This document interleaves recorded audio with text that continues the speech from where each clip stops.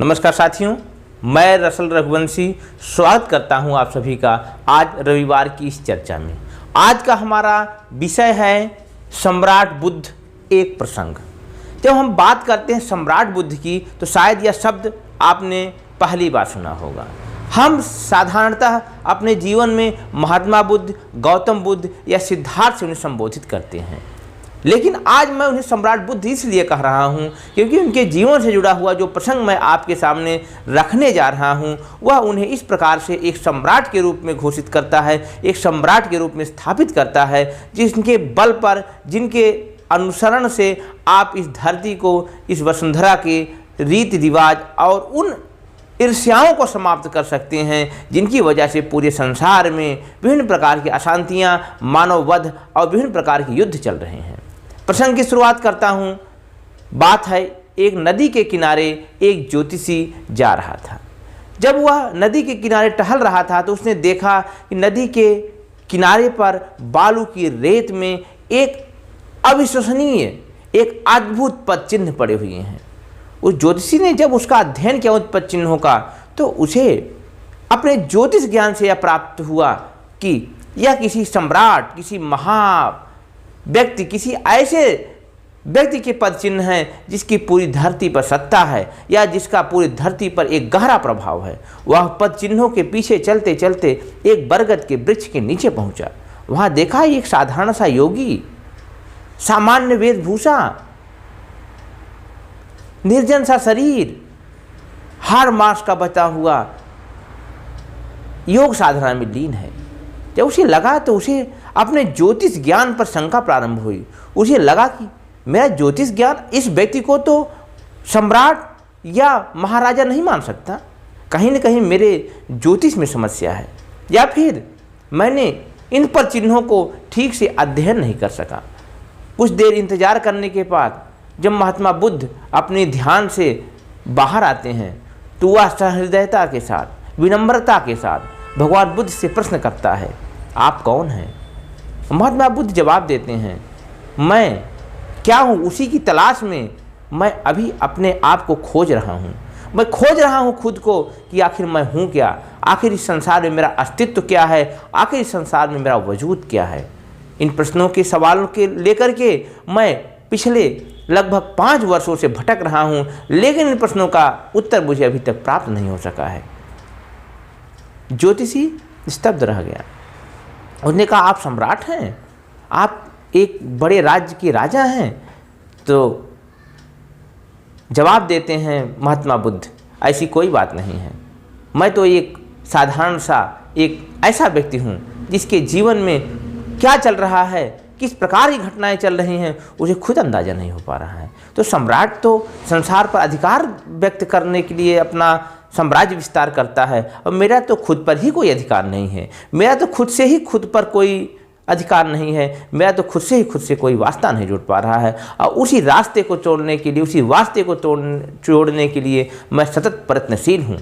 इस संवाद के दौरान ज्योतिषी के मन में ऐसा प्रश्न उठता है, मेरी ज्योतिषी गलत नहीं हो सकती है, मेरा अध्ययन झूठा नहीं हो सकता है। आप सम्राट हैं, लेकिन किस रूप में सम्राट हैं इसे समझने की आवश्यकता है।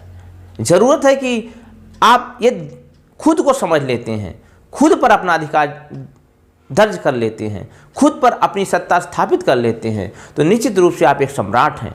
एक ऐसे सम्राट हैं जो खुद पर नियंत्रित करके इस संसार को आगे बढ़ाने में अपना योगदान दे सकता है। और खुद के प्रयास से यदि कोई व्यक्ति खुद पर नियंत्रण स्थापित करता है तो सम्राट से कम कैसे हो सकता है। इस उत्तर को सुनकर के महात्मा बुद्ध के मन में सहसा प्रश्न कौंधता है, तो जो सम्राट पूरी धरती पर नियंत्रण करने के लिए सेनाओं का प्रयोग करते हैं, हाथी घोड़ों का प्रयोग करते हैं, अच्छे अच्छे कुशल सैन्य योद्धाओं का इस्तेमाल करते हैं, तो वो सम्राट नहीं है। तो ज्योतिषी ने मुस्कुरा करके जवाब दिया, तथागत शायद आपको पता नहीं है, उनका अपने पर कोई नियंत्रण नहीं होता है। उनका प्रयास तो धरती को नियंत्रित करने के लिए होता है। उनका उन व्यक्तियों पर नियंत्रण होता है, उनकी बाह्य शक्तियों पर नियंत्रण होता है, उनकी आत्माओं तक कोई पहुंच नहीं होती है। उनका उन व्यक्तियों से कोई संबंध नहीं होता है जिनको अपना गुलाम बनाकर रख सकते हैं। ऐसे व्यक्ति अपनी आदतों के गुलाम होते हैं, ये सम्राट हो ही नहीं सकते हैं। जैसा कि हमारी परंपराओं से जुड़ा हुआ है, सम्राट वह व्यक्ति होता है जिसके पास ताकत हो, जिसके पास क्षमता हो, जिसके पास सैन्य बल हो, जिसके पास बाहुबल हो और जो दूसरों को अधीन कर सके अपने ताकत के बल पर। लेकिन बुद्ध का तो ऐसा कोई मार्ग ही नहीं था। बुद्ध तो एक ऐसे तार्किक व्यक्ति थे, एक ऐसे तर्कशील व्यक्ति, एक ऐसे सचेत, एक सजग और एक ऐसे महान व्यक्ति, आध्यात्मिक व्यक्ति थे जिनका प्रयास तो खुद को नियंत्रित करने में था। तो बुद्ध सम्राट कैसे हो सकते हैं? लेकिन यदि हम इन परिभाषाओं को छोड़ दें, यदि हम हमने जो सम्राटों की गाथाएं गढ़ी हैं, हमने जो सम्राटों के चित्र रचे हैं, हमने जो सम्राटों की कल्पना की है, वह कहीं न कहीं शक्ति से जुड़ा हुआ है। लेकिन बुद्ध एक ऐसे सम्राट थे जो मन से जुड़े हुए हैं, जो शब्द के बल पर आप पर नियंत्रण नहीं करना चाहते हैं, जो आपके मन को आपके वश में करने के लिए आपको प्रेरित करते हैं, आपको जागृत करते हैं, आपको खुद दीप बनने के लिए प्रयास करते हैं, अप दीपो भव की संकल्पना के साथ आगे बढ़ते हैं।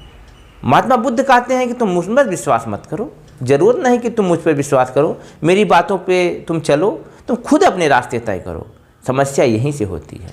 आज जो धर्म की परिकल्पना हम करते हैं, जो धर्म की बातें हम करते हैं, वह इस प्रकार का सॉफ्टवेयर डेवलप्ड आपको कमांड दिया जाता है कि आप ऐसा करोगे तो धर्म होगा, ऐसा करोगे तो विधर्म होगा, ऐसा करोगे तो कुकर्म होगा।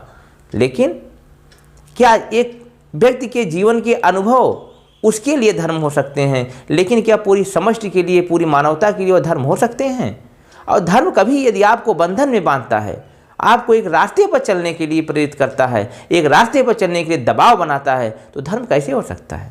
धर्म तो आपको आज़ादी देता है, धर्म तो आपको इस प्रकार से जीने का रास्ता तय करता है जिस रास्ते को आप खुद अपने शुद्ध बुद्धि से तय करें, अपने तर्क के माध्यम से उस रास्ते को चुनें और उस रास्ते पर चलें। लेकिन हुआ क्या? पंडितों ने, मुल्लाओं ने, फादरों ने इस प्रकार के रास्ते बना दिए कि हमको उसी पर चलना है। यदि हम रोज़ा नहीं रखते हैं तो हमें जन्नत नसीब नहीं होगी। यदि हम नियमित पूजा पाठ नहीं करते हैं तो हम स्वर्ग नहीं प्राप्त कर सकेंगे। यदि हम जीसस के रास्ते पर नहीं चलते हैं, जीसस के बताए रास्ते पर नहीं चलते हैं, तो हेवन हमसे हम दूर हो जाएंगे, हमें नरक में जाना होगा। इस स्वर्ग नरक के दो संकल्पनाओं ने इस प्रकार से मनुष्य को फंसा दिया कि व्यक्ति धर्म को न समझ करके अधर्म की तरफ बढ़ जाता है। वह उन्हीं मार्गों पर चलता है, वह उन्हीं रास्तों पर चलता है जो सदियों से बताए गए हैं और जिनमें किसी प्रकार का परिवर्तन भी संभव नहीं है। क्या यह संभव है कि आज से 2000 साल पहले, 3000 साल पहले, 1400 वर्ष पहले जो बातें बताई गई हैं, जो रास्ते बनाए गए हैं, क्या उसमें कुछ जुड़ा नहीं है? यदि नई बातें उसमें जुड़ी नहीं हैं तो निश्चित रूप से वह धर्म नहीं है। वह आपके लिए, जो कि मैं पहले ही बता चुका हूँ, ये प्रोग्राम सॉफ्टवेयर है कि आप उसी रास्ते पर चलेंगे। ईश्वर कभी नहीं कहता कि तुम अपनी नैसर्गिक क्षमता को समाप्त कर दो। तुम अपने आप को, अपने स्व को हमेशा के लिए तिरोहित कर दो। तुम सिर्फ और सिर्फ जीवन भर मेरी बंदगी करो, मेरी रहनुमाई में तुम अपना जीवन जियो। सिर्फ तुम यह करो कि तुम वही रास्ता चुनो जो मैं कहता हूँ, या फिर तुम नए रास्ते पर चलने के लिए अधिकारी नहीं हो, नए रास्ते पर चलने पर तुम्हारा कोई अधिकार नहीं है। तो धर्म ने जिस प्रकार से अपने मूल भावना को कुछ लोगों के निजी भावना से जोड़ करके आगे बढ़ाने का प्रयास किया, वह धर्म कहीं न कहीं पीछे छूट गया और उन व्यक्तियों के निजी स्वार्थ, निजी पूर्वाग्रह, निजी विचारधाराएं आगे बढ़ गईं और हम उन्हीं का अनुसरण करते हुए लगातार आगे बढ़ते हुए बड़े गर्व के साथ कहते हैं कि हम धार्मिक हैं। आखिर वह सियानेपन को कैसे धर्म कहा जा सकता है जब किसी भी धार्मिक स्थल पर उसी धर्म के अनुयायी हमला करके अपने ही धर्म के अनुयायियों की हत्या करते हैं और उसे जस्टिफाई करते हैं या उसे न्यायसंगत ठहराते हैं कि मेरे द्वारा किया गया कृत्य ऊपर वाले के मंजूर है या ऊपर वाले की इच्छा है। आप ऊपर वाले की इच्छा के बिहाव पर कुछ भी करने के लिए कैसे स्वतंत्र हो जाते हैं? कैसे आप पूरी मानवता को कटघरे में खड़े कर देते हैं? आप उस समय भूल जाते हैं जब उसी ऊपर वाले की बनाई हुई प्रकृति को हानि पहुंचाते हैं, उसके द्वारा बनाए गए सुंदर पहाड़ों को, सुंदर नदियों को, सुंदर झरनों को प्रदूषित करते हैं। तो आप भूल जाते हैं कि आप कहीं न कहीं उस ईश्वर के, जिसे आप मानते हैं, उस अल्लाह के, उस गॉड के सामने खड़े हो जाते हैं, विपरीत में खड़े हो जाते हैं। क्या ईश्वर अल्लाह या भगवान द्वारा बनाई गई इस धरती को विद्रूपित करना, समाप्त करने के लिए तरह तरह के कुकृत्य करना, भयानक भयानक हथियारों से लाखों करोड़ों लोगों की हत्या करना उस ईश्वर को शोभा देता है, उस ईश्वर को अच्छा लगता है?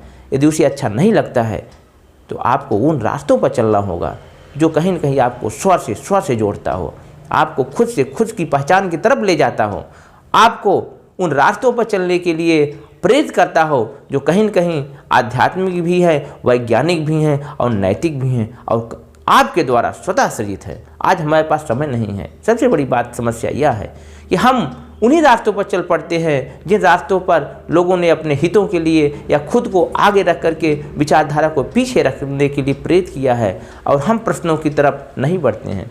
देखो दोस्तों, यदि आपके जीवन में प्रश्न समाप्त हो जाते हैं तो आप उस अंधकार गुफा में प्रवेश कर जाते हैं जहां पर दूसरों द्वारा बनाए गए प्रश्न आपके जवाब बन जाते हैं और उन्हीं जवाबों की तलाश में आप लगातार भटकते रहते हैं जीवन के अंत तक, या आप यूँ कहा जाए पूरा जीवन।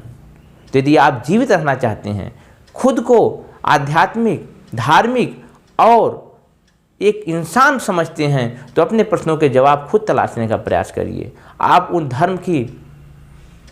धर्म के ऊहापोह में जो कि आपके ऊपर लाद दिया जाता है न पड़ें, अपने रास्ते खुद चुनें, आगे बढ़ने का प्रयास करें और साथ ही साथ इस धरती को, इस मानवता को और उस ईश्वर द्वारा, उस प्रकृति द्वारा या उस भगवान या अल्लाह द्वारा दिए गए प्रकृति को संवारने और उसमें और खूबसूरती लाने का प्रयास करें, ना कि छोटे छोटे हितों के लिए, छोटे छोटे बातों के लिए इसको नुकसान पहुंचाएं। तो यह मेरा आज का प्रयास था, कुछ अलग नज़रिए से इस धरती को, इस धर्म को और इस विचार को जोड़ने का और आपसे जुड़ने का कि आप खुद से जुड़िए, अप दीपो भव बढ़िए और कहीं न कहीं एक बेहतर इंसान बन करके इस धरती को बेहतरी की तरफ ले जाइए। इन्हीं बातों के साथ मैं रसूल रघुवंशी आज के इस वीडियो की समाप्ति करता हूं, इस अनुरोध के साथ कि मेरी बातें आपको यदि अच्छी लगती हैं, मेरी बातें आपको पसंद आती हैं, तो आप इस वीडियो को सब्सक्राइब करें, इस चैनल को लाइक करें, साथ ही साथ अपने विचार, अपने सुझाव